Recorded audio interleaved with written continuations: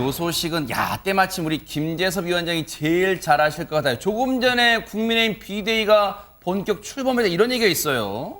네, 뭐 우여곡절 끝에 비대위가 뜨긴 떴습니다.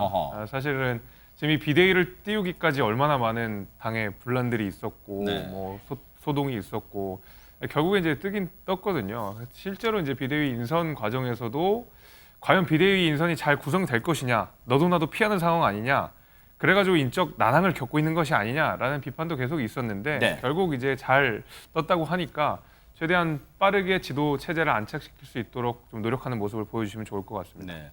오늘 아마 또 하나의 관심 비대위원장이야 이미 결정된 거고 비대위원 면면을 누가 채울까 거기에도 관심이 있었잖아요, 김재섭 위원장님. 그렇습니다. 이게 원래 비대위원을 구성할 때는 이 상황 자체가 비상 상황이기 때문에 굉장히 인선을 하는 데 있어서 아주 신중하게 할 수밖에 없게 되거든요. 그러니까 쇄신하는 인사, 그다음에 청년, 여성, 또 당의 어떤 중진, 정책위의장, 굉장히 다양한 구성으로 비대위가 안정적으로 이 비상 상황을 극복할 수 있게끔 또 상징적인 인물도 들어가게 되고요. 그래가지고 저희가 굉장히 비상대책위원회 멤버가 누가 될지 기대를 굉장히 많이 했거든요. 그래서 보니까 젊은 여성 시의원이 한 분 또 들어가셨습니다. 장애가 있으신 분으로 알려져 있고요. 네. 근데 당내 이제 우리 윤석열 캠프에서도 일을 많이 하셨던 분으로 알려져 있고 또 청년으로 최재민 강원도 의원이 또 들어가서 네. 주목을 받기도 했습니다. 또 이제 원외로서는 정양석 전 의원, 얼마 전까지만 해도 국민의힘의 사무총장까지 했기 때문에 굉장히 안정감 있는 인사로 우리가 평가를 하고 있고요. 또 주기환, 광주장 후보였는데 당내 직접적으로 일을 하신 분은 아니지만 원외 인사로서 그래도 좀 주목받는 인사다 이렇게 평가를 받고 있는 것 같습니다. 네. 좀 어리석은 질문이지만 김재섭 위원장님 혹시 여기 비대위원 멤버들 다 아시는 분들이시죠? 개인적으로 아는 분은 정양석 의원, 네. 전 의원이시죠. 네. 그다음에 성일종 정책위의장, 그다음에 권성동 원내대표, 주호영 비대위원장 이렇게를 네. 알고 있습니다. 사실 당에 몸담고 계신 분도 생경한 분들이 있으실 텐데 하물며 시청자분들은 더 많으실 것 같아요. 근데 그중에서도 장윤미 변호사님, 네. 주기환 후보, 주기환 비대위원 네.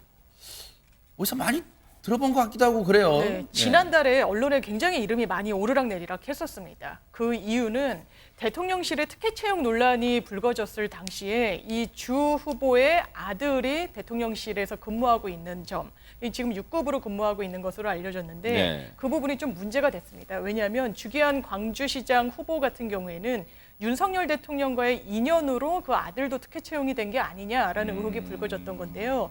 윤석열 대통령이 2003년도에 광주지검에서 검사로 재직을 합니다. 그때 같이 근무를 했던 그 수사관이 바로 주기환 후보이기 때문인데 네. 이번에 비대위원에 또 이름을 올리기도 했습니다. 네. 그리고 그 면면을 다시 한번 보면 사실 비대위가 꾸려지는 과정에서 계속해서 사람들의 입길에 올랐던 게 권성동 원내대표가 비상대책위원으로 들어가도 되느냐 이 문제였는데 관련해서 재신임 투표가 있었답니다. 관련 얘기 들어보시고 이어가 보도록 하겠습니다. 구체적인 숫자는 제가 확인을 못했습니다만은 압도적 다수로 재신임됐다고 그렇게 보고를 받고 있습니다. 권성동 대표가 퇴장한 가운데 투표로서 재신임 여부를 확인을 했는데 찬성 쪽이 압도적으로 많은 걸로 그렇게 결정이 났습니다. 의원님들께서 다시 일할 기회를 주셔서 감사드리고 어깨가 무겁습니다. 네, 권성동 원내대표 입장에서는 어쨌든 한 곱이 넘겼는데 어쨌든 이 상황을 멀리서 지켜보던 이 인물이 뭔가 한마디 했다면서요, 박성배 변호사님. 현재 왕성하게 활동 중인 이준석 대표가 곧바로 반응했습니다. 이 내부 총질 문자와 체리 따봉 받은 걸 노출시켜서 당 지지율 떨어지고 당의 비상 상황을 선언한 당대표 직무대행이 의총에서 재신임을 받는 아이러니입니다. 도대체 어디가 비상이었고 누가 책임을 진 겁니까? 대통령과 원내대표가 만든 비상 상황에 대해서 당대표를 내치고 사퇴 종결이라는 글을 남깁니다. 결국 만약 현 상태가 비상 상황이라면 그 책임은 권 원내대표 등에게 있는데 엉뚱한 자신을 내쳤다는 비판으로 요약 가능합니다. 네. 내일이면 윤석열 대통령 취임 100일입니다. 글쎄요, 이게 빠르다고 여기시는 분도 있겠지만 100일이 됐어요. 그런데 지난주 토요일 날 이준석 대표가 기자회견을 했잖아요. 그때 윤석열 대통령을 이른바 직격했어요. 그런데 그 이후에 공언했잖아요. 앞으로 인터뷰 다 나갈 거다. 그리고 여론전 펼칠 거다 했는데 한 라디오 프로그램 나와서요. 취임 100일을 맞은 윤석열 대통령 점수를 매겼습니다. 아, 궁금한데요. 몇 점 줬을지 한번 들어보시고 이어가 보도록 하겠습니다. 내일 모레면 윤석열 대통령 100일입니다. 예. 이준석 대표가 매기는 성적표는 100점 만점에 한 25? 25. 지난주 갤럽 수치입니다. 25. 뭐 노래 가사에 10점 만점에 10점 그런 게 있습니다만 지금 25점 만점이 아니에요. 100점 만점에 25점 줬다는 거예요. 야당에서도 좀 박하게 주면 한 50점 주고 그러는데 지금 자기 당의 대표였던 사람이, 대표로 한 사람이 자기 당이 배출한 대통령에게 25점, 진행자도 귀를 의심하잖아요. 근데 이준석 대표가 이렇게 박하게 점수를 매긴 이유가 있을 것 같은데요. 한번 들어보시고 이어가 보도록 하겠습니다. 한 25? 25. 지난주 갤럽 수치입니다. 아, 여론조사 수치 정도? 그러니까 저는 25보다 더 마음 아픈 거는 네. 호남에서의 9, 그리고 젊은 세대에서의 30, 40대에서 13, 11 뭐 이런 숫자입니다. 70대에서 40 나와서 버티는 게 뭡니까 이게 지금? 그나마 25점 나오는 게 그 네. 정도 버텨서다. 60대 돌아서고 70대에서 40점 남아져가지고 예. 버티는 게 뭡니까? 나름 25점 준 배경 근거를 댔어요. 김재섭 위원장님 나오신 김에 25점, 100점 만점에 25점 동의하십니까? 어떻습니까? 이제 여당의 일원으로서 우리 이준석 대표님께서 너무 혹독한 평가를 하셨다라고 좀 생각을 되는데 실제로 이제 윤석열 대통령 당선의 1등 공신인 사람이 이준석 대표고 지금 이준석 대표가 지적했듯이 20대, 30대가 윤석열 대통령을 지지하는데 굉장히 큰 역할을 한 게 또 이준석 대표거든요. 그럼에도 불구하고 이준석 대표가 이렇게 저렇게 또 대표에서 해임되는 과정 속에서 20대, 30대의 마음들이 많이 떠났다라는 어떤 반성적 성찰 그리고 이에 대한 대통령에 대한 조금 더 날선 비판 이런 것들이 좀 같이 어우러지다 보니까 이렇게 굉장히 좀 낮은 점수를 좀 준 것 같은데요. 저는 이제 조금 우리 대통령에 대한 변명을 좀 해보자 그러면 실제로 이제 윤석열 정부가 취임한 이후에 잘하고 있는 일도 분명히 있습니다. 알려지지 않은 것들도 있고 조금 평가가 낮게 이루어지는 부분도 있거든요. 예를 들면 그전 정부에서 계속 문제 지적됐던 원전 관련된 정상화를 빠르게 지금 추진하고 있고 어떤 한미 동맹이라든지 이런 부분도 굉장히 굳건하게 강화하려는 노력들을 많이 하고 있거든요. 이런 어떤 정책적인 면에서 잘하고 있는 부분들도 우리가 평가를 한다 그러면 25점은 조금 이준석 대표가 가혹하게 평가한 것이고 더 잘하라는 채찍으로 저는 새기고 있습니다. 네. 100점 만점에 25점 뭐 굳이 점수로 친다면 뭐 대학교의 학점으로 쳐도 이건 낙제점보다 더 훨씬 낮은 건데 그만큼 25점이 갖는 의미 지금 국민의힘 상황이 비상사태다 뭐 그런 겁니까? 네, 아마 이준석 대표는 이런 이야기를 하고 싶은 것 같습니다.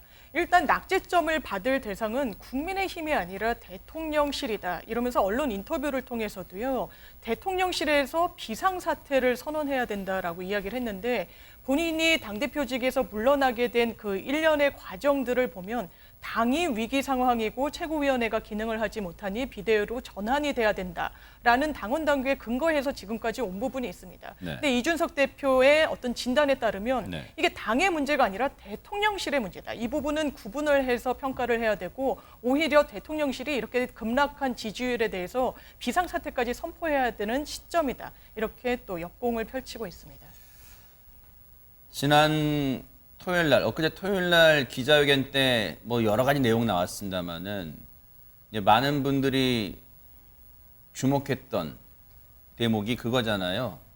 자신을 향해서 윤석열 대통령이 이 땡땡, 저 땡땡 그런 말을 했다는 건데 그것에 대한 부연 설명도 했다면서요, 안진용 기자님. 네, 이 대표는 대통령의 말에 앞과 뒤가 다르다면서요. 겉으로는 100년에 한 번 나올까 말까한 당대표라고 하면서 뒤로는 땡땡이라고 얘기를 했다고 하는데 이걸 조합을 하면 결국 100년에 한 번 나올까 말까할 땡땡이라는 건가라고 발언 수위를 높였습니다.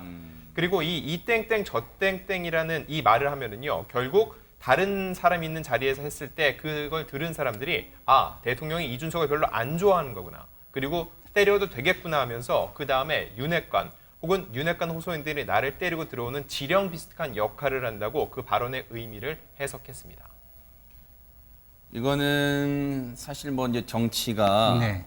뭐 해석의 영역이기도 합니다만 이준석 대표는 자신을 향한 당시 윤석열 후보겠죠. 윤석열 후보가 이 땡땡 저 땡땡 한 게 쉽게 말하면 자신을 향한 공격의 좌표를 찍었다 이렇게 해석하는 것 같아요. 아니 뭐 억울한 부분도 있고 일견 맞는 말일 수도 있어요. 그렇지만 사람이 이렇게 세상을 살면서 내가 직접 듣지 않은 이야기를 가지고 그 증거를 삼아가지고 뭘 하는 거는 옳지 않아요. 왜냐하면 대부분의 사람들이 말을 전달할 때는 그 사람을 공격하고 싶은데 남을 빌어서 공격하는 거거든요. 그러면 이준석 대표한테 저 말을 전달한 사람들은 왜 저걸 전달했을까? 당신 이렇게 얘기하는 것도 있어 라는 말을 할 때는 자기도 일정 부분 그거를 비난하고 싶으니까 남의 말을 인용하는 것이거든요.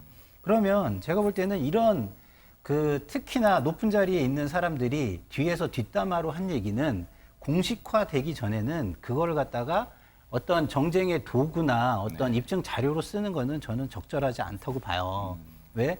그렇게 되면 그거는 제가 볼 때는 상당히 뭐 저급한 싸움으로 이게 돌아가게 되거든요. 그리고 그 정치에서 어떤 그동안 지켜져 왔던 금도 신사도 이런 것은 사라져 버리게 되거든요.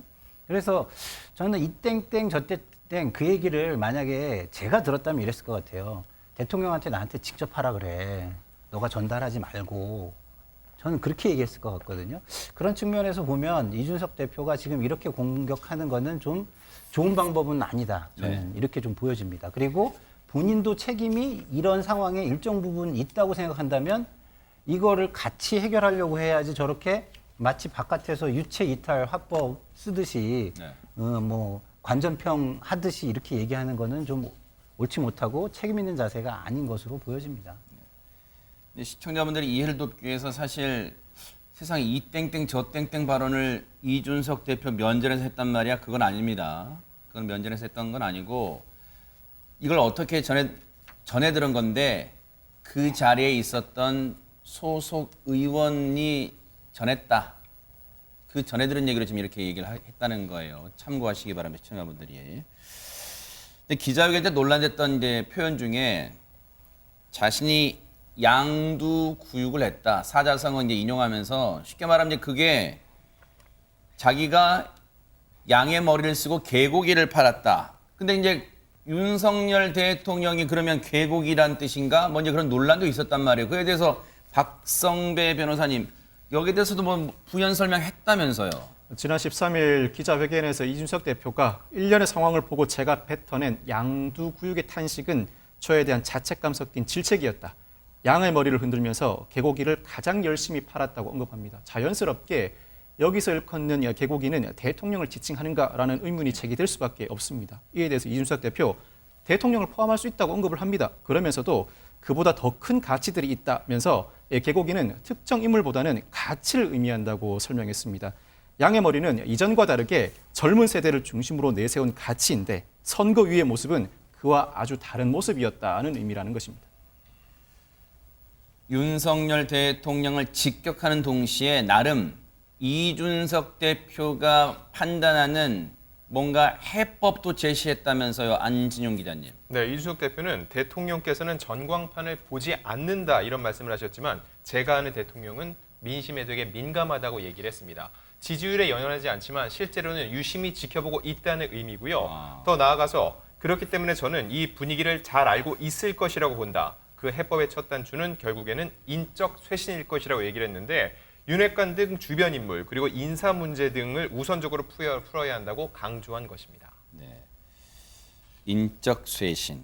사실 이 내용은요. 저희가 잠시 뒤에 윤석열 대통령 취임 100일 관련해서 얘기할 때 그때 집중적으로 해볼게요. 인적 쇄신이라는 카드를 제시해서 해법으로 그 첫 단추라는 거예요. 이준석 대표가 지금의 지지율이 바닥인 윤석열 대통령, 윤석열 정부의 반등의 해법의 첫 단추가 인적 쇄신이라고 나름 해법을 제시했는데 그 내용은 저희가 잠시 뒤에 윤석열 대통령 취임 100일, 내일입니다. 취임 100일 얘기할 때 해보도록 하겠습니다. 일단은 윤석열 대통령이 뭐 인적 쇄신이 어떻게 될지는 초미의 관심이에요. 그런데 장윤미 변호사님, 네. 이런 가운데 이준석 대표가 윤핵관들에 대한 어떤 직격도 빼놓지 않았다면서요. 네, 결단을 촉구했죠. 그 결단의 내용은 2년 뒤에 치러질 총선에서 험지 출마하라는 겁니다. 기자회견장에서 이른바 윤핵관이라고 지칭되는 의원들의 실명을 거론하면서 이 사람들이 과연 보수 정부의 성공을 원하는 사람들이냐, 아니면 본인의 자리 보전에 좀 더 가중치를 두고 있는 사람들이냐라고 물으면서요. 만약에 보수 정부의 성공을 원한다면 그 진정성을 보여줘라. 험지 출마가 바로 그 방식이다라고 이른바 윤핵관을 그야말로 직격했습니다. 사실 이제 저 내용은 이른바 윤핵관, 근데 사실 기자회견 때 누구가 윤핵관, 그리고 누구는 윤핵관 호소인, 이렇게 아주 그냥 등급을 매겼어요. 네. 등급을 나름. 그런데 거론되는 분들 입장에서는 기분이 그렇게 썩 좋지는 않은데, 쉽게 말하면 험지, 지금 깃발만 꽂으면 당선되는 곳에서 박차고 나가서 진짜 풍찬 노숙하면서 배지 달아와라. 너희들 그럴 수 있느냐? 윤핵관들 지금 이렇게 얘기하는 것 같아요. 그렇죠. 뭐 저 얘기는 사실은 뭐 충분히 할 수 있는 얘기입니다. 왜냐하면 당에서 깃발만 꽂아도 되는 지역은요, 사실 사관학교로 생각을 하면 돼요. 거기에서 초선 재선을 하면 그 인지도와 그 업적을 가지고 딴 데 나가서 외연을 확장하는 데 쓰는 게 맞습니다. 왜냐하면 그 지역에 계속해서 본인이 갈라 그러는 거는 뭐 손 안 대고 계속 코 풀겠다 이런 거잖아요. 그러면 당에 그게 무슨 도움이 되겠습니까? 네. 계속 본인의 이익만을 당을 이용해서 그 증가시키는 그런 역할뿐이 안 되는 것이잖아요. 그래서 저 이야기는 굉장히 뭐 당 대표로서 혁신적이고 뭐 쇄신의 방향으로서 충분히 이야기할 수 있는 이야기입니다만 네. 본인들은 결사적으로 그것에서 저항하려고 하겠죠. 그러겠죠. 예. 왜냐하면 어떻게 그렇게 어디 쉬운 데, 자리인데. 그렇죠. 예. 그렇게 쉬운 데를 버리고 그리고 그렇게 좋은 의전과 뭐 이렇게 좋은 것 특혜를 받는 자리에서 내려오려고 하겠습니까? 그리고 불확실성 속으로 본인을 던지려고 하겠습니까? 그러지 않으려고 하겠죠. 또 그럴 수 있어요. 이 깃발만 꽂으면 된다고 공세를 했지만 실제 거기 계신 분들은 무슨 소리야? 선거 때 난 정말 입술이 바짝바짝 타들어가게 선거 운동했어라고 뭐 항변할 수도 있겠습니다. 그런데 사실 지금 언론 플레이랄까요? 여론전이랄까요? 어쨌든 비슷비슷한, 뭐 표현만 약간 다르지 비슷비슷한 얘기예요. 여론전, 언론 플레이. 이걸 지금 활발히 하고 있잖아요. 지난주 토요일 날 기자회견 이후에. 그런데 그 과정에서 뭔가 서로의 앞뒤가 말이 180도 다른 대목에 대해서 또 조목조목 자기의 입장입니다. 물론 왜? 상대 측에서는 아직은 이렇다 할 얘기를 하지 않고 있기 때문에. 뭔가 진실 게임 양상으로 번졌던 사안에 대해서 조목조목 또 설명을 했습니다. 그 얘기 들어보시고 이어가 보도록 하겠습니다. 대통령실에 이렇게 반응이 나왔습니다. 저녁 식사를 하지 않았다라고 했어요. 저는 대통령실에서 만약에 만남을 부인할 거면 그대로 제가 부인할 것이고, 만약 긍정할 거면은 저는 긍정해서 대응을 니네한테 맞추겠다 이렇게 얘기했어요. 그랬더니만은 한 몇 분 있다 답이 왔는데 지금 입장 그대로입니다. 그 뭐냐면 저녁을 먹은 적 없다로 그냥 입장을 최종적으로 낸 거예요. 그 다음 날은 또 이제 만난 적도 없다 이러는 거예요. 그래 자기들 하고 싶은 대로 하게 했는데 결국에는 마지막 결론은 뭐냐면 이준석을 거짓말쟁이 만들기 위한 그런 작전으로 간 거거든요. 뭐 체리따봉 같은 거 겪고 나니까 야 이게 우연이 아니라 뭔가 의도적이었나라는 걸 느끼게 하는 지점들이 있거든요. 대통령 취임식 때 대통령 뒤에 제 얼굴이 안 나왔습니다. 대통령 정면 뒤에는 박지원 위원장이랑 윤호중 위원장 둘이 정면에 둘이 잡히고요. 저는 카메라 사선에서 벗어나 있었습니다. 그게 제가 정상적인 상황에서 저 같은 사람은요. 아이 그런 거야 무슨 실무자의 실수겠지 이렇게 하는 타입이거든요. 근데 어제 누가 그렇게 얘기하는 거고 진짜 그랬나? 일단 굵직한 두 가지 얘기를 했어요. 하나 짚어볼게요. 일단은 몇 달 전에 그 대통령 취임 이후입니다. 윤석열 대통령 취임 이후에 이준석 대표와 독대를 했는지 여부를 물론 한 언론 매체가 단독으로 보도했거든요. 그 이후에 이걸 만났네 안 만났네가 진실게임 양상이 번졌는데 그에 대해서 자신을 만난 게 사실인데도 대통령실은 안 만났다고 해서 자신을 거짓말쟁이로 몰았다. 또 이렇게 얘기하고 있습니다. 그렇죠. 이게 결국에는 대통령실이 거짓말을 하고 있다라고 얘기를 하고 있으면서 또 확인은 해줄 수 없다. 또 이렇게 얘기를 해요, 본인은. 이게 이준석 대표가 저는 굉장히 뭐 싸움에 능한 거는 알겠지만 마치 이것을 게임을 하듯이 이렇게 하는 건 저는 안 맞는 것 같아요. 왜냐하면 국민 앞에서 본인이 이야기를 하고 있는 거잖아요. 그럼 국민 앞에서는 굉장히 진실되고 그다음에 굉장히 심각하게 그 태도를 가져가야지 저렇게 본인의 어떤 그 유불리를 위해서 뭐 지금은 얘기할 수 없다. 그럼 사실상은 또 다 공격을 하면서 또 확인해 줄 수 없다. 이렇게 얘기하는 거는 저는 좀 맞지 않는 것 같고 이거를 게임하듯이 지금 이런 식으로 하는 거는 좀 맞지 않는 것 같아요. 그래서 결국에는 뭐 본인이 지금 할 얘기가 있으면 아주 차분하게 그때 이런 일이 있었음에도 불구하고 대통령실이 이렇게 했다. 이건 아니지 않느냐라고 이렇게 좀 뭐랄까요? 있는 그대로 성실하게 이렇게 얘기했으면 좋겠습니다. 김재섭 위원장님. 네.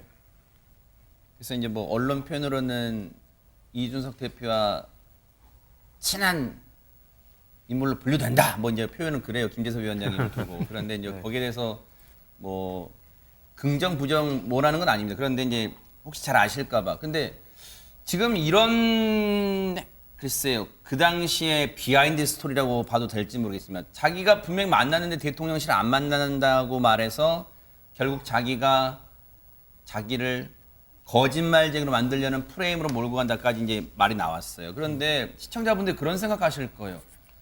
이준석 대표의 말이 맞다고 치자. 근데 이런 걸 이제 와서 밝혀서 끝내 폭로까지 해서 이준석 대표가 얻고자 하는 게 지금 얻는 게 뭐가 있지라고 근본적 궁금증을 가질 것이요. 만났다면 그래서 어쨌다는 건가? 지금 그래서 윤석열 대통령에게 어떤 뭐 타격을 주자는 건가? 지금 뭘 이준석 대표는 생각하는 걸까요? 저는 크게 두 가지 정도 보고 있습니다. 첫 번째로는 이준석 대표가 가처분 신청을 하지 않았습니까? 자신의 어떤 대표직이 박탈된 데에 대해서 이것은 절차적 정당성에 하자가 있다라고 해서 가처분 신청을 했는데 그 가처분 신청한 목적은 첫 번째로는 제 생각은 그래도 보수 정당이 법치주의를 표방하는 정당인데 이런 식으로 당원 당규를 왜곡하고 형해화하고 해서 실질적으로 탄핵이라는 절차를 거치지 않은 상황에서 대표를 탄핵하는 것이 법치주의를 표방하는 정당으로 맞느냐라는 메시지, 죽비를 치는 방식으로 저는 가처분 신청 하나를 했다고 생각이 되고요. 두 번째로는 과거에 있었던 일들, 그 다음에 익명으로 이루어졌던 인터뷰들을 지금 와서 다 수면 위로 꺼내고 있거든요. 그러니까 이준석 대표가 처음부터 끝까지 일관되게 이야기한 것은 이면 인터뷰하지 마라, 익명 인터뷰하지 마라. 그냥 정면으로 하고 싶은 말이 있으면 하고, 싸울 일이 있으면 싸움을 하고, 타협할 일이 있으면 타협하자라고 하는 것이 이준석 대표가 취임 이후에 일관되게 보여준 태도였습니다. 네. 그렇기 때문에 사실은 이 대통령실과 이준석 대표의 입장이 엇갈리는 내용 중에서도 사실은 저는 그 누군가를 비판하고 싶다는 생각이 이준석 대표의 머릿속에 있는 거라고 생각이 됩니다. 말하자면 중간에서 이루어지는 암투, 정치적인 뭐 분쟁 이런 것들을 이면에서 하지 말고 다 앞으로 꺼내고 제대로 한번 싸워보자라는 생각이 아마 머릿속에 있을 텐데요. 이준석 대표랑 가깝다는 말씀을 하셨기 때문에 제가 이준석 대표에게 직접 들은 이야기를 말씀을 드리게 되면 이준석 대표는 확실히 대통령에 대한 신뢰가 있었던 사람입니다. 공공연하게 외부에서도 그랬고 사석에서도 그랬고 대통령에 대한 신뢰를 여러 번 피력한 사람이거든요. 예를 들면 이런 것도 있었습니다. 과거에 보면 윤핵관들이야말로 윤석열 대통령의 진위를 왜곡하는 사람들이다. 이 사람들에 대한 비판을 굉장히 많이 했었어요. 오히려 대통령의 심중을 못 읽고 있다. 이런 비판을 했거든요. 내가 오히려 윤석열 대통령의 심중을 더 잘 이해하고 있다라고 이야기를 하면서 윤석열 대통령과 본인의 어떤 신뢰관계들을 여러 번 피력을 한 적이 있거든요. 근데 그 신뢰관계를 해치는 누군가가 중간에 있었다라는 얘기거든요. 이런 것들은 감춰서는 안 된다. 네. 지금 시간이 좀 지났지만은 이런 식으로 대통령과 여당 대표 간의 관계를 왜곡시키고 갈등을 만드는 것은 앞으로도 있어서는 안 된다라는 본보기를 보여주기 위해서 이제라도 이런 얘기를 하는 것이 아닌가라고 저는 생각이 됩니다. 그리고 조금 전에 인터뷰에서 이제 그 얘기 있어요. 앞서 이제 그림 잠깐 나왔습니다만 취임식 때 윤석열 대통령 뒤로 이제 각 정당 대표들 잡혔잖아요, 화면에. 물론 당시에도 그런 의구심을 가지신 분들 계시겠지만 그 부분에 대해서 이준석 대표는 자리 배치가 뭔가 의도적이 아니냐. 여당 대표인 자기보다 오히려 당시 민주당 비상대책위원장인 박지원 위원장이 더 잘 잡힌다. 자기는 더 한쪽에 찌그러져 있다고 하면서 이게 맞나? 이게 뭔가 의도가 있는 거 아닌가? 자기 얼굴이 안 나왔다 취임식 때 그런 얘기까지 하고 있어요. 이거는 장현미 변호사님께 네. 여쭤볼게요. 이게 자 이것도 누구한테 들었다는 거예요. 누구한테 듣고 나니까 더 이제 그때는 그럴 수도 있겠구나 했는데 지금은 그때 내 의구심이 확신이 맞구나라고 했다는 거예요. 아니 근데 글쎄요 시청자분들이나 이걸 방송 보시는 분들이 또 국민분들이 그 얘기까지 지금 끄집어내서 어떻게 하겠다는 거니까. 네. 정말 이 정도면 감정이 상할 대로 상하고 갈 때까지 갔다라고 봐야 될 텐데 이준석 당대표 입장에서는 지금 내부 총질이라는 문자가 나온 이후에 이 맥락이 계속 언론을 통해서 확인되고 있습니다. 왜 대통령이 이준석 당대표에 대해서 마음이 멀어졌을까? 그 첫 시발점이라고 지칭되는 게 이 당에 가입을 했을 때 이른바 이준석 당대표 측으로부터 가입 일자가 먼저 새 나갔다. 굉장히 좀 불쾌했다라는 거죠. 실제로 원래 예정됐던 날짜에 입당을 하지 않았습니다. 그리고 그 이후에는 캠프의 고위 관계자가 당대표 탄핵을 언급합니다. 그러자 이준석 대표 측에서는 그 당시 상황의 녹음을 녹취로 풀어서 언론에 공개하기도 했습니다. 이른바 이땡땡 저 땡땡이라는 굉장히 욕설 섞인 언사가 그 당시에 격분한 대통령의 입으로부터 나왔다라는 게 지금 언론에 확인되고 있는 사실입니다. 그렇다면 그 쭉 연장선상에서 대통령 취임식 때 그나마 어떤 이준석 당대표의 도움을 받아서 대선에서 승리하긴 했지만 마음의 앙금이 풀리지 않았고 그 이후에도 내부 총질이란 문자에서 확인이 되고 있는데 그렇다면 취임식에 대통령 정면에 이준석 당대표의 얼굴이 나가기를 대통령께서 그 참모들이 원했을까? 라는 합리적인 의심이 가능한 거죠. 그렇기 때문에 이게 맞든 틀리든 간에 이준석 대표로서는 이 부분도 또 공격의 포인트로 삼지 않을 수 없어 보입니다.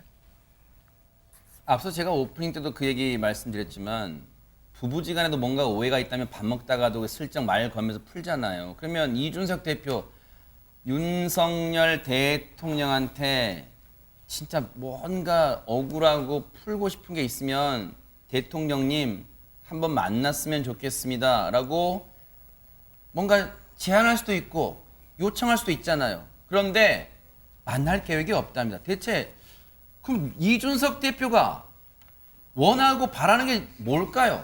관련 얘기 쭉 들어보시고 이어가 보도록 하겠습니다.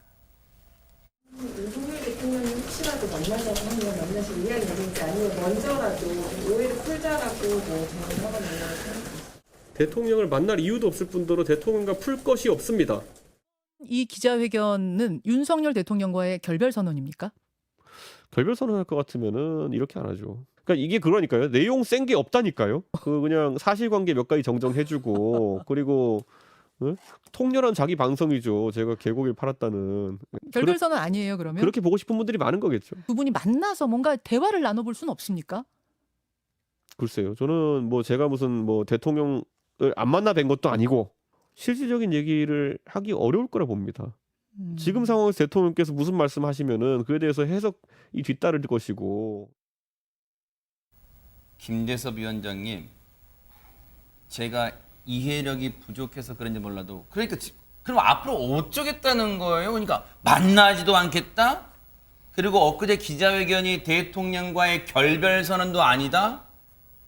그럼 앞으로 계속 이렇게 언론 인터뷰 하겠다는 거예요. 어떻게 하겠다는 겁니까? 저도 사실 아리송합니다. 그러나 제가 이제 이준석 대표를 지켜본 입장에서 이준석 대표 비판의 포인트는 기승전 윤핵관이라고 보시면 대충 공식이 맞아 떨어집니다. 아하. 그 얘기는 뭐냐면 사실은 이준석 대표가 앞서서 우리가 봤던 그 자료 화면에서도 보면 대통령과 풀 게 없다라는 말을 했거든요. 이 얘기는 뭐냐면 대통령과 직접적으로 어떤 차단이 됐거나 갈등이 있거나 이렇다기보다는 계속 비판하는 포인트가 윤석열 대통령과 윤석 대표 간의 사이를 말 그대로 갈등을 더 악화시키는 그런 윤핵관들에 대한 비판으로 늘 초점이 향해 갑니다. 그 얘기인 즉슨 네. 사실은 대통령과 직접적으로 해소하기보다는 그 가운데 켜켜이 첩첩산중으로 쌓여 있는 이른바 윤핵관들을 걷어내는 일들 이런 것들이 더 선행되어야 되지 않나라는 생각이 저는 일단 들고 있습니다. 저는 그래서 이준석 대표가 윤석열 대통령과 언젠가는 대화를 하겠죠. 왜냐하면 윤석열 대통령도 그렇고 이준석 대표도 그렇고 네. 결국 대한민국이 잘 가야 된다는 데서는 당연히 공감대가 있고 여기에 대해서는 사명감이 있으신 분들이기 때문에 네. 지금의 상황이 여당 대표에게도 그다음에 대통령에게도 좋지 않습니다. 하루라도 빨리 갈등이 봉합되는 것이 필요하다는 생각도 있습니다. 네. 그렇기 때문에 언제든지 터놓고 이야기할 필요가 있겠습니다만은 대통령께서 지금 당장 이준석 대표를 만난다고 하더라도 계속 오해를 불러일으킬 수가 있고 지금 그 대한민국의 원수가 대표를 이제 전직 대표가 된 분을 만나서 어떤 사과를 한다든지 대화를 한다는 것 자체 모양이 그렇게 좋지 않습니다. 대한민국 국민들이 보시기에도 좋지 않다고 생각이 돼서 이준석 대표는 좀 시간이 필요하다. 그다음에 그 가운데서 대통령과 이준석 대표 사이의 갈등을 더 격화시키는 윤핵관들이야말로 반성을 해야 된다. 여기가 정리가 돼야 된다라는 식으로 저는 해석하고 있습니다. 글쎄요. 윤핵관으로 지칭된 분이나 윤핵관 호소인들로 등급이 매겨진 분들이나 반성할까요? 가능성이 그렇게 높아 보이진 않는데 어쨌든 윤석열 대통령 생각과 의중이 이 대목에서 궁금한데 그건 저에게 잠시 뒤에 아껴놨다가 한번 풀어보고요. 이준석 대표가요. 대통령 측으로부터 대통령이 아닙니다. 대통령 측으로부터 충격적인 제안을 받은 사실까지 털어놨습니다. 한번 들어보시고 이어가 보도록 하겠습니다.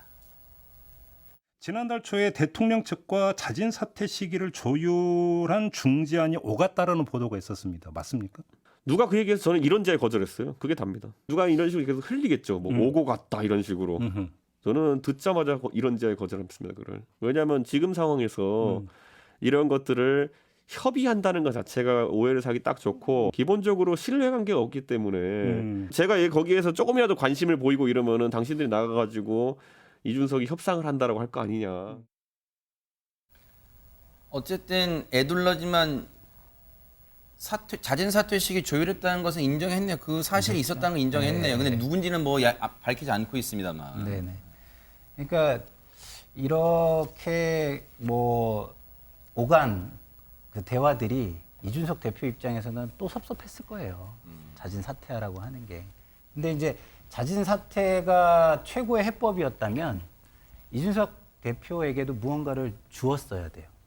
그러면은 사퇴하고 난 후에는 그럼 당신에게는 이런 걸 통해서 이렇게 명예회복을 해준다든가 이렇게 하고 싶은 바를 함께 도모할 수 있게 해준다든가 이래야 되는 거지. 그냥 일방적으로 자진 사퇴 뭐 선당 후사를 해라 이런 거라면 그게 선당 후사인 건지 아니면 나한테 굴복하라는 것인지 예? 그거를 어떻게 받아들여야 될지 잘 모르는 상황이 되지 않겠습니까? 네. 그래서 제가 볼 때는 대통령실이 지금이라도 정치를 복원하고 싶다면 이준석 대표에게도 무언가를 제안하면서 정치를 복원해야지 네. 100% 자기들이 이기고 이준석 대표는 철저하게 무릎을 꿇어라. 네. 이런 방식은 안 된다. 이런 말씀을 드리고 싶네요. 네. 상황이 이제 이러다 보니까 자연스럽게 시청자분들 관심이 박성배 변호사님 혹시 이준석 대표 머릿속에는 당을 이참에 아예 하나 만들어 그런 생각이 있는 거 아니야라고 궁금해하실지도 모르겠습니다. 그렇지만 이준석 대표는 자신의 신당 창당설을 부인하고 있습니다. 신당을 만들려면 당내에서 정치적 공간이 없어야 하는데 자신은 오히려 당내에서 충분한 정치적 공간을 확보하고 있다고 주장했습니다. 일련의 사태에 대한 당원들의 반응이나 여론조사 결과를 두고 볼 때 상당한 지지세를 부추가고 있다는 자신감의 표현입니다. 그러면서 국민의힘에서 정치를 한다면 물리적으로 자신이 가장 오래 정치를 하게 될 텐데 젊은 세대의 생각을 담고 더 넓은 지지층을 가진 국민의힘을 만들기 위한 아이디어를 선보이겠다고 강조하기도 했습니다. 네. 비대위가 출범하면서 이준석 대표의 운신의 폭이 좁아졌다는 일각의 평가를 일축하고 자신의 지지세가 만만치 않음을 과시하고 있습니다. 이를 통해 여기서 머물지 않고 자신의 지지세를 더 확대하겠다는 의도로 풀이됩니다. 정치에서 물론 100%라는 건 사실 찾아보기가 드문데 일단은 국민의힘에 계속 남아있겠다는 의지를 드러냈어요. 근데 오히려 김상일 평론가님 네. 반면 자기는 끝까지 남아있겠지만 오히려 네. 그런 거예요. 나는 남아있을 텐데요. 오히려 이 사람들이 당을 박차고 나갈 것 같은데요. 라고 언급한 사람들이 있습니다. 누구를 언급했습니까? 소위 말하는 이제 윤핵관들이죠. 네, 뭐 신당을 창당하거나 정계를 개편할 것이다 이렇게 얘기를 하는 건데 그러려면 전제 조건이 있어요. 뭘까요? 이준석 대표가 다시 당의 주류가 된다는 전제 조건이 있어야 돼요. 그러면 그건 또 가처분 신청 인용과 인용도 되고 그러네요. 국민의 지지도 확보하고 다음 당권에서도 절대적인 지지의 우위를 점하고 이런 것들이 있어야 셈법 복잡하네요. 네. 그렇죠. 그렇게 되지 않는 한 이 사람들을 뭐 나가게 하는 것 내지는 스스로 나가는 현상을 보는 것은 쉽지 않을 거라고 저는 생각이 들고요. 네. 근데 문제는 이런 거예요. 이런 이야기도 이준석 대표는 똑같아요. 지금 윤석열 대통령과 윤핵관 측에서 이준석 대표 탓을 하고 있잖아요. 근데 이준석 대표도 자기가 개고기를 팔았다는 등 자기를 통렬하게 질책했다는 등 이런 얘기를 하지만 자기 책임에 대한 이야기는 안 하고 있거든요. 그렇잖아요. 서로가 남 탓을 하는 남 탓 정치의 정수를 서로 보여주고 있는 거예요. 네. 이 부분이 참 안타까운 부분입니다. 사실 그래서 기자회견 있은 당일날 김기현 의원이 자신의 눈에 있는 왜 들보는 못 보냐 뭐 그쵸. 그런 얘기도 했어요. 비슷한 맥락인 네. 것 같아요. 그런데 지금 이제 자신이 공언한 것처럼 언론 인터뷰 뭐 어제 같은 경우인가요? 하루에 2번 인터뷰 아침 저녁 인터뷰도 하기로 했습니다만 이게 나름 여론전에 지금 이 골몰하고 있잖아요. 몰두하고 있는데 여기에 대해서 뭔가 조금은 부정적, 상당히 비판적인 어조로 이 말한 사람이 있다면서요. 누굽니까? 장윤미 변호사님. 바로 홍준표 대구시장입니다. 이 당초에는 이 갈등 국면 속에서 이준석 당대표의 편을 좀 들어주기도 했었는데요. 기류가 좀 바뀐 것 같습니다. 본인의 SNS에 이준석 대표를 비판 글을 올렸는데요. 네. 이 정치판이 지금 시시각각으로 변하고 있는데 이준석 당대표만 1년 전에 머물고 있다. 그 상황에 머물고 있다라고 착각하고 있다. 안타깝다라고 했는데 1년 전 시계를 돌려보면 네. 그때 전당대회가 국민의힘에 있었습니다. 그러네. 그야말로 이준석 신드롬이 불러 일으켜지고 있던 상황인데 그때랑은 정말 기류가 다르다. 지금은 이 당원들이나 국민들이 윤석열 정부의 성공을 바라고 있다. 착각하지 말라라고 직격을 했고요.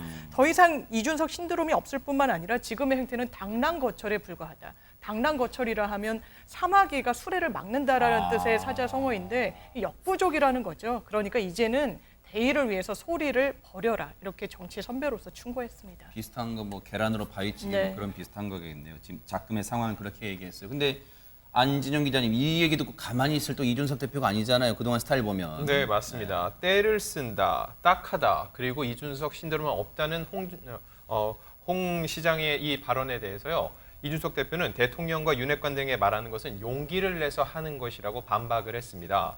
지금 당이나 국가가 처한 위기는 제 개인이 보신하는 방향으로 처신해서는 나아질 방향이 없다면서 이 상황에 누구도 가지 않는 길을 가고 있는 것이라고 강조를 했고요. 임기가 100일도 안 된 대통령과 대통령실에게 할 말을 하고 실권을 갖고 있다는 소위 윤핵관과 윤핵관 호소인에게 그런 말을 하는 것은 용기를 내서 하는 것이라고 덧붙였습니다. 홍준표 시장 얘기 나온 김에요. 엊그제 토요일 날 기자회견 직후에 홍준표 시장이 그런 얘기를 했어요. 이준석 대표를 향해서 아주 그냥 일침을 가했는데 뭐냐면 왜 그런 욕을 먹었는지도 생각해보라. 근데 여기에 대해서 이준석 대표가 강한 불쾌감을 드러냈다면서요. 장윤민 변호사님. 그렇습니다. 지금 홍준표 시장이 청년들과의 소통하는 플랫폼을 상당히 잘 활용을 하고 있는데 거기서 한 네티즌이 아니 이준석 대표가 대통령에게 욕을 얻어먹어 가면서까지 당대표직을 수행했다라고 하는데 여기에 대해서 어떻게 생각하냐라고 했더니 욕을 자초한 측면이 있지 않은지 좀 되돌아봐야 된다라고 이야기를 한 겁니다. 그러자 이준석 대표는요. 이거 굉장히 수준 낮은 얘기다라고 공격을 하면서요. 만약 학교 왕따 피해자에게 너 왕따 당하는데 이유 있는 거지, 너가 잘못한 거지, 너가 자초한 거지 라고 이야기하는 것과 뭐가 다를 바가 있느냐라고 또 공세의 수위를 높였고요. 내가 언제 체리따봉 보내라고 했느냐라고 이야기를 했는데 이 말인즉슨 이 권성동 원내대표와 대통령이 주고받은 텔레그램 문자 메시지를 보면 대통령이 이른바 체리따봉, 체리가 엄지를 치켜세우고 있는 이모티콘을 보내는데 이걸 내가 보내라고 한 거냐? 이거는 대통령이 알아서 보낸 거 아니겠느냐? 이 갈등의 어떤 촉발에는 내 책임이 없다라고 다시 한번 강조를 했습니다. 이준석 대표를 향한 여권 내 비판은 여기서 그치지 않습니다. 그 발언들, 비판의 발언들 쭉 한번 들어보시고 이어가 보도록 하겠습니다.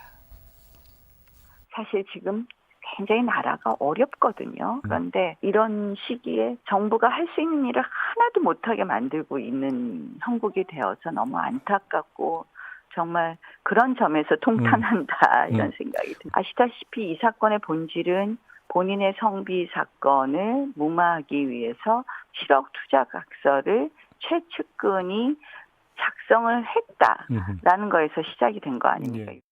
당대표를 했다는 사람으로서는 볼 수 없는 정치 도의와 정치적 금도를 넘어선 기자회견이다 이렇게 생각을 합니다. 특히 그 양두구육이라는 비유를 들어가면서 대통령을 만들기 위해 저야말로 양의 머리를 흔들고 개고기를 팔았던 사람이 본인이라고 주장을 한다는 것은 대통령을 저는 직격한 것이다. 이건 금도를 넘어선 것이다 이렇게 생각합니다. 여기에다가 이제 차기 당권 주자로 분류가 되죠. 안철수 의원도 외부의 적보다 무서운 것이 내부의 분열이다. 그런 얘기도 했고요. 조금 전 나경원 전 의원은 뭐 조금 전에 했던 얘기로 가름하고 김용호 전 국회의장 국민의힘의 어른이라고 볼 수 있죠. 그리고 이준석은 이 시대의 젊음의 아이콘인데 실패했다. 불만, 불신, 공인의식이 부재한 탓이다. 이렇게 또 비판하게 됐습니다. 근데 이제 이렇게 또 차기 당권 노리는 사람들이나 중진들 이렇게 비판도 나오고 있습니다만 윤핵관 호소인 앞서 기분이 나쁠 수 있잖아요. 윤핵관은 그나마 글쎄요. 받아들인 입장에서는 나 그래 윤핵관 인정하는 거구나 이준석 대표가. 근데 윤핵관 호소인으로 분류된 인물들은 좀 딱히 기분이 더 좋지는 않을 것 같은데 그 윤핵관 호소인으로 지목당한 인물이 비판에 가세했다면서요. 안진영 기자님. 네, 이 기자회견에서요. 권성동 원내대표와 장제원, 이철규 의원을 윤핵관들로 그리고 지금 보시는 것처럼요. 정진석, 김정재, 박수영 의원을 윤핵관 호소인으로 지목을 했는데 이 중에서 김정재 의원이 오늘 오전 한 방송에 출연해서 발언을 했습니다. 권력 투쟁으로 몰고 가서 지금 당내를 한마디로 분탕질하는 것이라고 목소리를 높였고요. 그러면서 이준석 대표가 자신을 윤핵관 호소인으로 지칭한 것에 대해서는 사안의 본질을 흐리기 위한 하나의 작전이라고 주장했습니다. 네. 여기까지 들으면 당 내에서는 죄다 이준석 대표 비판하는 목소리밖에 없어라고 이제 생각하실 거예요. 그런데 이준석 대표의 행보를 다른 시선으로 보면서 힘을 실어주는 목소리도 있다고 합니다. 한번 들어보시고 이어가 보도록 하겠습니다. 사실 이준석 대표가 굉장히 좀 좋게 말해서 센 표현, 좀 나쁘게 말해서 자극적인 표현을 하는 게 뭐 드문 일이 아닙니다. 그리고 저는 굉장히 전략적이었을 거라고 봐요. 저는 많은 분들이 이준석 대표에게 지지를 보내는 이유 중에 하나가 그 이준석의 싸가지 없음에서 카타르시스를 느끼기 때문이라고 생각하거든요. 그리고 또 하나는 뭐 떼쓴다, 딱하다 뭐 이런 식으로 상대를 조롱하고 비하하시는데 지금 부당한 거에 대해서 국민들이 많이 지적하고 있고 여론조사로도 나오지 않습니까? 최소한의 자기 방어권을 지금 이준석 대표는 행사하는 것이고 그 형사 절차에서의 방어권이라고 하는 것은 헌법이 부여한 모든 국민이 누려야 되는 방어권입니다. 김재섭 위원장님께 여쭤보는 게 나을 것 같아요. 왜냐하면 지금 인터뷰 들려드렸던 두 분과도 잘 아시는 분들일 테니까. 근데 지금 표현 중에 글쎄 이걸 재밌다고 하면 제가 송구하고 천하람 국민의힘 혁신위원 얘기 중에 좀 거센 자극적 표현에 국민분들이 싸가지 없음에 카타르시스를 느꼈을 것이다. 어떻습니까? 이 해석은 어떻게 봐야 됩니까? 우리 천하람 위원장께서 그 이준석 대표를 굉장히 좋아하기 때문에 아마 이렇게 굉장히 좋게 해석을 해주신 것 같아요. 근데 제가 이제 어떤 맥락인지는 저도 잘 이해하고 있습니다. 그러니까 이준석 대표의 말이라는 게 항상 맵거든요. 우리가 앞서서 계속 봤지만 감추지 않아요. 그냥 하고 싶은 말을 냅다 쏘는 그런 스타일인데 되게 우리가 매운 떡볶이 먹거나 매운 닭발 먹거나 그러면 먹을 때는 매운데 그래도 또 생각나고 또 찾게 되고 이런 거 아니겠습니까? 먹을 때는 괴로워도 아마 이제 그런 의미일 거예요. 그 이준석 대표의 말이 굉장히 맵지만 실제로 해야 될 말을 하고 있다.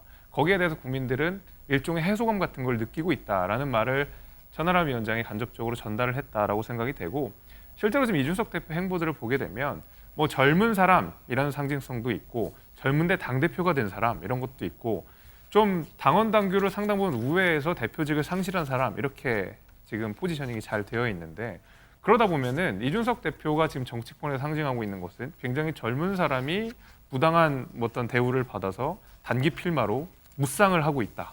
뭐 이렇게 지금 보여질 수가 있거든요. 그럼 거기에서 느껴지는 젊은 세대의 동질감 같은 것들이 있을 겁니다. 그러니까 말하자면 꼰대 문화에 저항하는 이런 것들도 아마 젊은 세대들이 이준석 대표를 통해서 가치관적으로 해소감 같은 걸 느낄 텐데 아마 천하람 위원장은 그런 이 상황을 빗대어서 카타르시스를 느낀다라고 아마 이야기를 한 것이 아닌가라고 저는 생각이 됩니다. 아니 근데요. 네네. 저 정치 지도자들은 절대 해서는 안 되는 말이에요. 왜냐하면 저렇게 하면 카타르시스를 느낀다. 그러면 일반 국민들은 어떻게 생각하겠어요? 아, 그렇게 해서 카타르시스를 느끼게 해도 되는구나라는 거잖아요.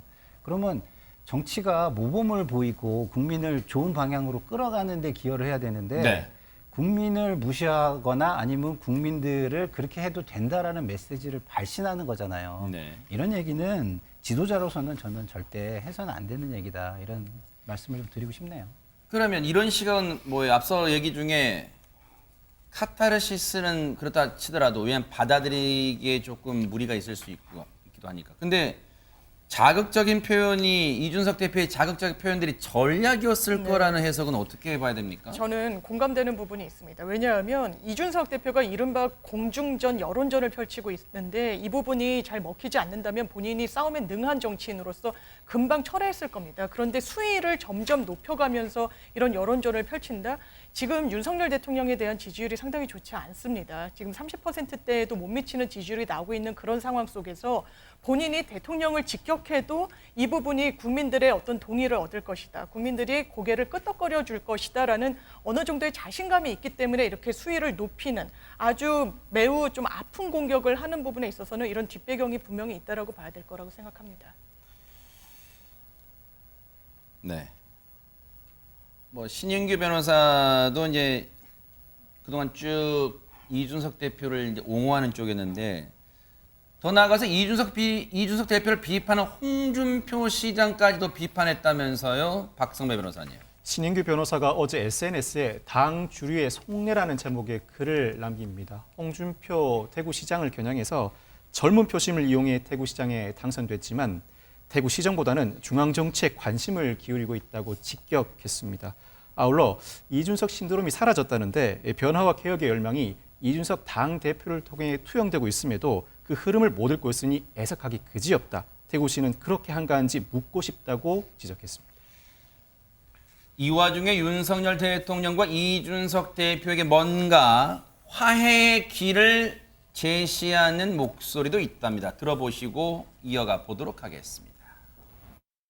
이 대표나 또는 뭐 윤 대통령이나 좀 더 소통하고 다시 한번 같이 갈 수 있는 길을 모색할 필요가 있다는 생각이 듭니다. 지난번에 그 대선 과정에서도 많은 우여곡절을 겪지 않았습니까? 예. 우리가 힘을 모아서 다 함께 해도 참 이 난구 헤쳐나가기 쉽지 않은데 예. 자꾸 이렇게 누구를 배제하는 거는 좀 좋은 방법은 아니다. 어떻게 해서든지 같이 가야 된다. 가능성이 있다.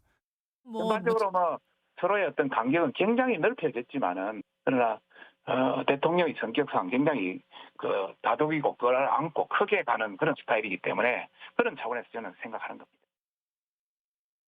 뭐 노래 네. 가사도 뭐 가까이 하기엔 너무 먼 당신도 있습니다만, 근데 뭔가 매듭이 풀어지고 묶인 매듭 풀어지고 봉합되기에는 너무 멀리 오지 않았나 하는 그런 생각도 있을 것 같아요. 근데 정치는 극적인 반전이 가장 큰 반향을 일으키거든요. 이렇게까지 가다가 둘이 합쳐지는 모습을 보이면 어떻겠어요? 굉장히 극적인 반전이 되겠죠. 그리고 정치는요, 상상력의 산물이지 뭐 이렇게 정해져 있는 것대로 움직이는 게 저는 아니라고 봐요. 1 더하기 1이 2가 아닐 수도 있다는 얘기잖아요. 100이 될 수도 있고 마이너스가 될 수도 있고 뭐 그런 것이죠. 그래서 저는 저 최재형 위원장의 말이 정답이라고 봅니다. 정치의 본령은 국민의 갈등을 해소하고 문제를 해결하는 거예요. 네. 근데 본인들의 갈등과 문제는 전혀 해결하지 못하고 남을 굴복만 시키려는 정치, 그런 정치를 하는 정치인이 네. 국민을 위해서 무엇을 할 수 있겠습니까? 그런 측면에서 저 최재형 위원장의 이야기는 정치가 복원돼야 한다. 네. 그리고 정치 복원을 위해서 양측이 나서야 된다라는 어떤 뭐라고 할까요? 조언 이런 거를 하는 것이라고 저는 보여지고 네. 그것을 좀 빨리 좀 자기의 현실에 비추어서 좀 분석을 해봐야 될 것 같아요. 네. 왜냐하면 현실은 지금 따로따로 가서는 양쪽 다 좋은 결과를 맞이하기 어렵거든요. 아하, 네. 내일이 17일입니다. 자, 이게 이준석 대표가 법원에 대한 가처분 신청이 내일 일단 신문 기일이 잡혀 있어요. 근데 언론에서는 박성배 변호사님 이르면 내일 당일날 나올 수도 있다 이런 얘기가 있는데 때마침 날이 지금 공교로워요. 내일.